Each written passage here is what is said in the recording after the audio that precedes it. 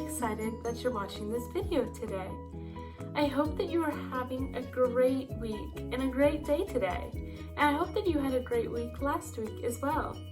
It's beginning to look a lot like Christmas, as they say, and it's Christmas season. I bet you're very excited for Christmas time. Be on the lookout this week for an email from your mentor. Let's remember about what we talked about last week. Last week, we talked about truck drivers and how important they are. We talked about semi-trucks and how they get our goods across the nation for us. If it wasn't for truck drivers, we wouldn't have our stores stocked full of toys and food and all the things that we love. This week, we are going to be talking about deaf culture. Let's take a minute and put our hands over our ears.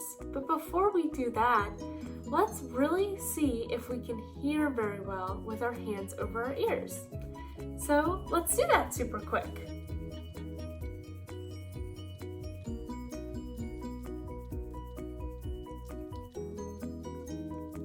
Could you hear very well with your hands over your ears? I could not hear very well with my hands over my ears. That's kind of what being deaf is like. Deaf people cannot hear. They also use sign language to communicate. Being hard of hearing can be kind of like being underwater. You can hear just a little bit, but you can't hear everything that people say. I hope that you have a great week this week, and I hope that you love learning more about deaf culture. Hi little buddies, my name is Natalie Yorway, and this week we're going to learn a little bit more about deaf culture and what that means. We're going to go over what it means to be deaf, what it means to be hard of hearing, and how important sign language is.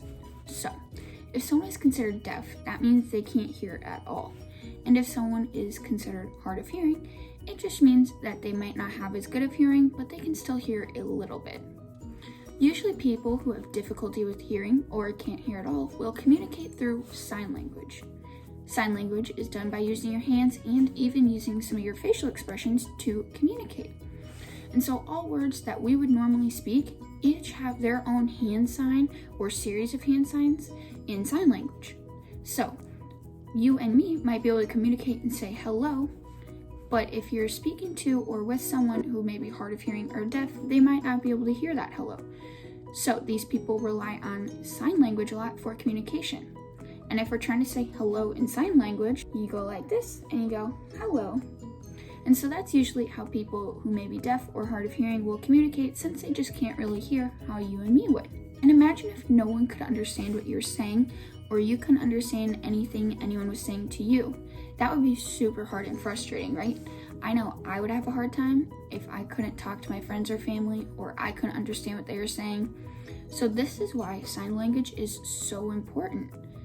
It gives people who may struggle with hearing an ability to communicate even without talking.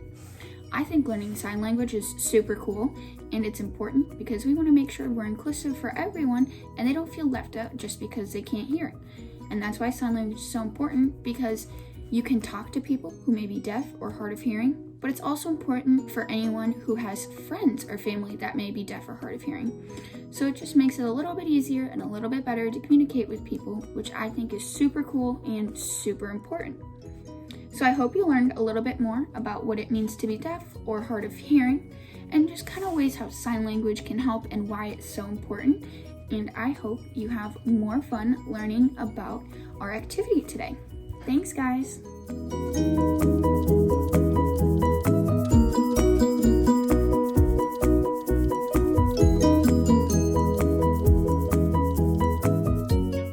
Hi guys, my name is Emily, and we are going to read I Like Myself by Karen Beaumont and illustrated by David Catrow. And this book is just talking about how she likes herself and no one can tell her differently. I like myself. I'm glad I'm me.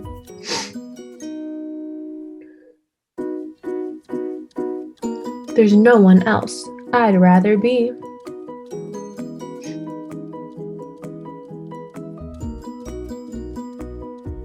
I like my eyes, my ears, my nose.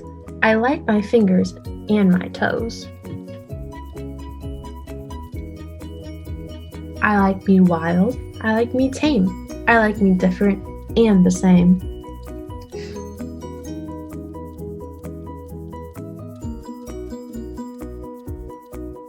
I like me fast. I like me slow. I like me everywhere I go.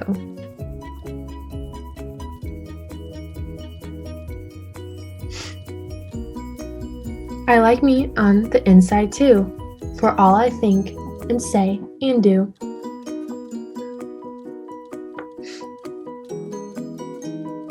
Inside, outside, upside down, from head to toe and all around. I like it all. It all is me, and me is all I want to be.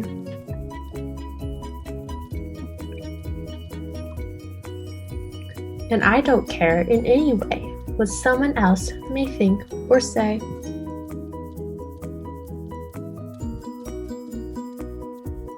I may be called a silly nut or crazy cuckoo bird, so what? I'm having too much fun, you see, for anyone or anything to bother me. Even when I look a mess, I still don't like me any less, 'cause nothing in this world, you know, can change what's deep inside, and so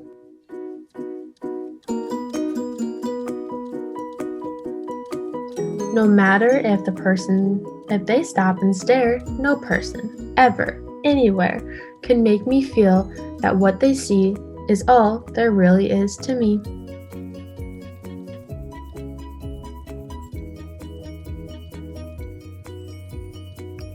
I'd still like me with fleas or warts, or with a silly snout that snorts. Or knobby knees, or hippo hips, or purple polka dot lips.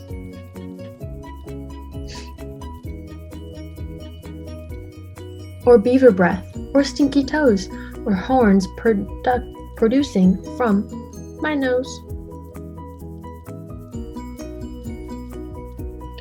Or yikes with spikes all down my spine, or hair that's like a porcupine. I still would be the same, you see. I like myself because me.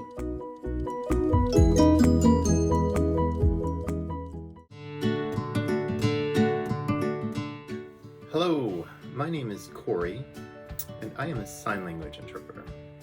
I don't know if any of you have ever met somebody who couldn't hear or was deaf.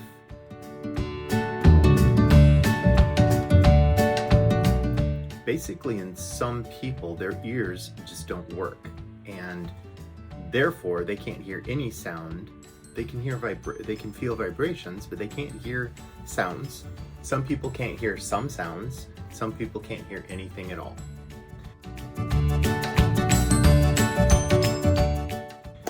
These people learn how to talk with their hands, and that's called sign language.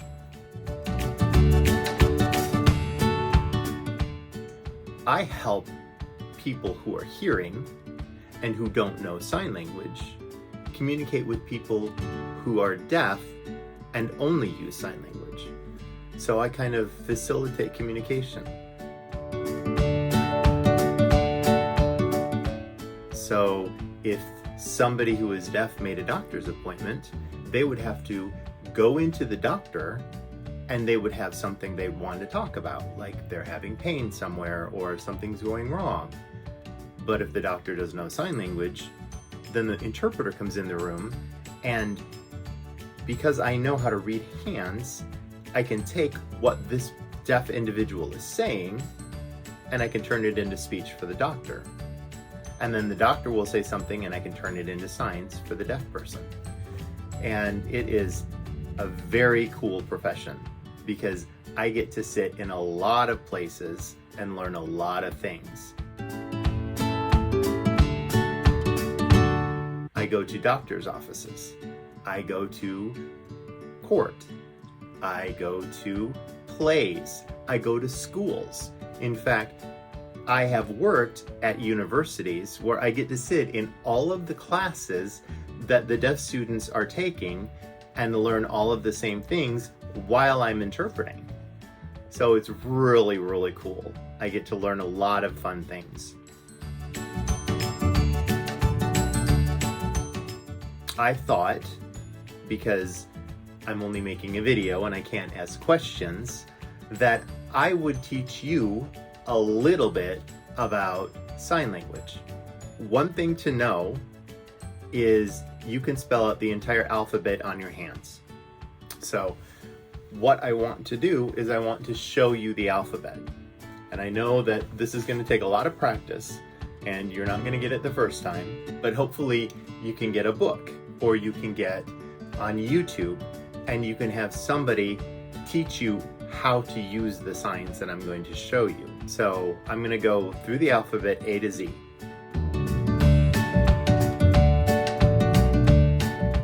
And this is A.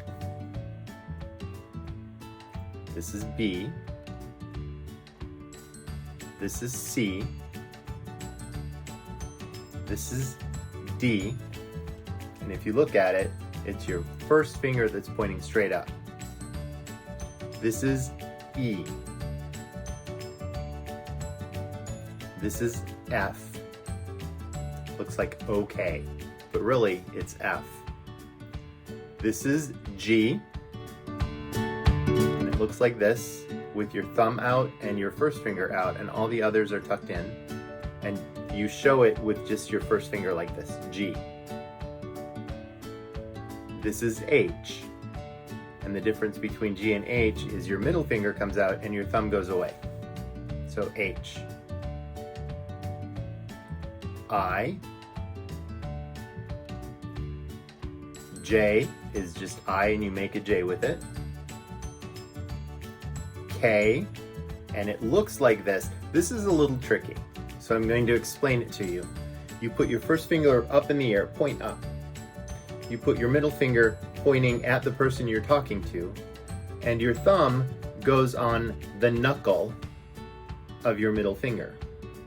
That's K. You're going to want to remember this because this exact same shape is used in another letter. This is L. This is M, and basically you're curling 3 fingers over your thumb because an M looks like this, M. And then for N, you just take away one of the fingers. This is O. And you remember K, remember your first finger sticks up, your middle finger sticks straight out, and your thumb goes on that knuckle there.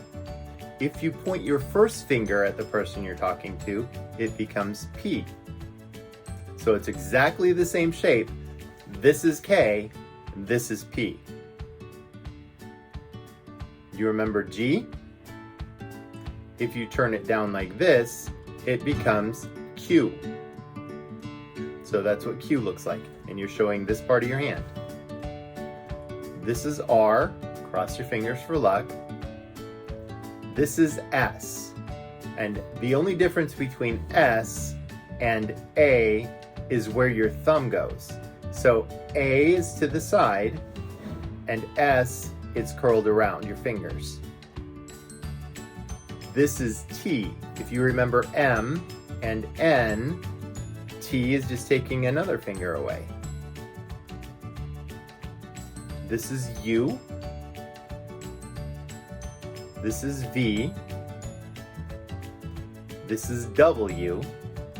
Looks like 3, but really it's not. This is W. This is X. And basically you're just curling your first finger.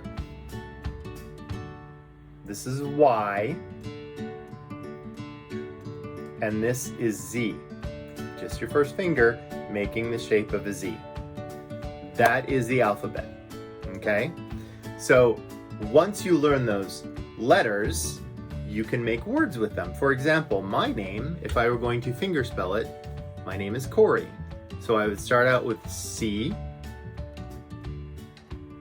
and then I'd go to O, and then I'd go to R, and then I'd go to Y. And that's how that works. Now, if I were to spell someone else's name, like let's say Michaela's name, we would go M, A, K, A, Y, L, A. And that's Michaela. So you just put those letters together and you spell them in order, and that's how you fingerspell. But that's not how you sign. Because if you were to try to spell out every single word that you wanted to say, it would take forever. So when you sign, you use different hand shapes than the letters. For example, if I were to want to say hi, you could go hi, because that legitimately is a sign. People say that, hi, okay? But another way to say hi is hi, just like you're making a salute, okay?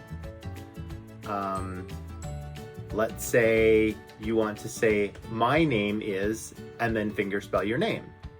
You would go like this, my, and it's just a flat hand on your chest, name, and this is, if you remember H, this is the letter H. It's 2 fingers on both of your hands, and you just tap it twice, name, just like that.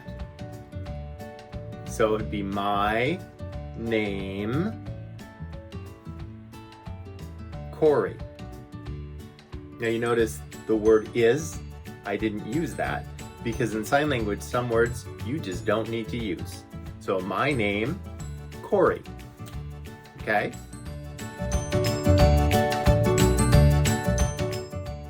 So learning how to speak a new language, or in this case, sign a new language, is really difficult. It takes a lot of work, it takes a lot of study, and it's not easy. In order to become an interpreter, you have to go to college. You have to go to college for at least 2 years. Most often it's 4 years, and you get a degree that says you know enough to go out and work in public interpreting for deaf individuals. And there are many, many, many places that hire interpreters. Universities, hospitals hire interpreters. Cruise ships hire interpreters so that you can go on a cruise to another country on a boat and get paid for it because you're interpreting for the people on the boat. That's really cool. Plays. If you were to go to Broadway and watch a musical, they will have interpreters sitting up front by the stage interpreting the play for the deaf people. And that's really fun to do. I love doing plays. I love doing plays and I love doing music. A lot of your favorite singers will have bands and they will travel around the country performing shows. A lot of those shows will have interpreters at them. I have interpreted for several bands that have come through Columbia. And so there's 100,000 different jobs that you can come up with that uses sign language.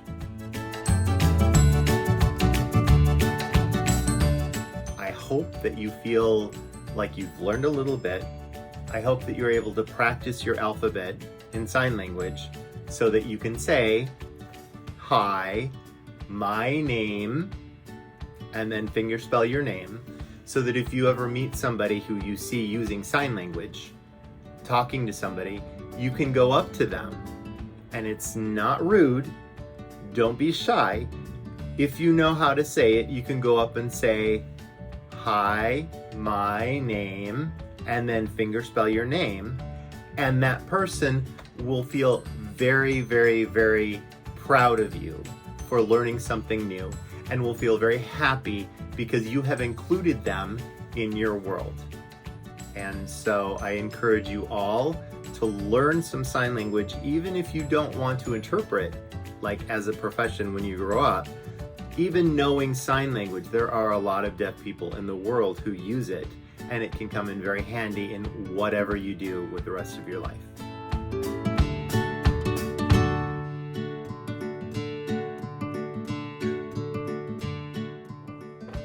Hey buddies, I'm Eric and this is Carol Ann, and we're going to be playing the headphones game. So to play this game, you need a friend, a sibling, or a parent to be with you, and you need a pair of headphones and somewhere to play music. So the premise of this game is I'm going to put the headphones on and I'm going to try to guess what Caroline is saying to me by blasting music in my ears as loud as I can so that I'm not able to hear her, okay? So we're going to start. I'm going to put the headphones in my ears and I'm going to play this music, and now it's really loud, and now Caroline's going to ask me questions. Ask me words. Let's go to the beach. Let's go to the beach.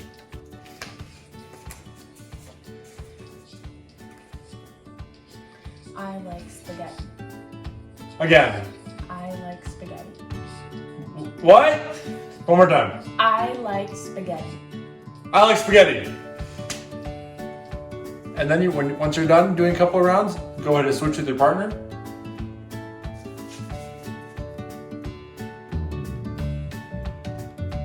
Is it going? Santa Claus.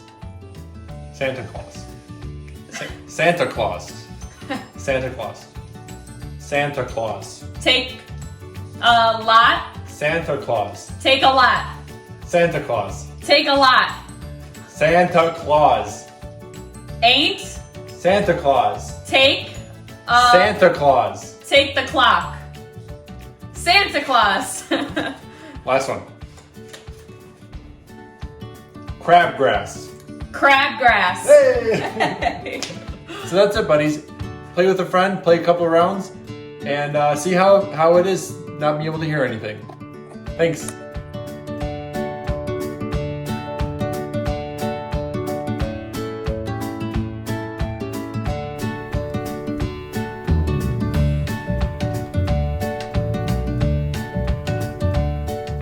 Did you guys get that? I said, hello, my name is B-A-I-L-E-Y, Bailey. I hope you guys had fun this week learning about what it means to be deaf, what an interpreter is, and how to sign the alphabet. I know when I played the headphone game with a friend, I couldn't hear a thing. I don't know if you guys have ever seen a play live, but sometimes there's an interpreter there, and when I'm watching, I always watch the interpreter more than the play because it's amazing how fast their hands move. Keep practicing how to sign your alphabet so you can impress your teachers, family, and friends. I hope you guys had fun this week, and I can't wait to see you all next week with a new activity video.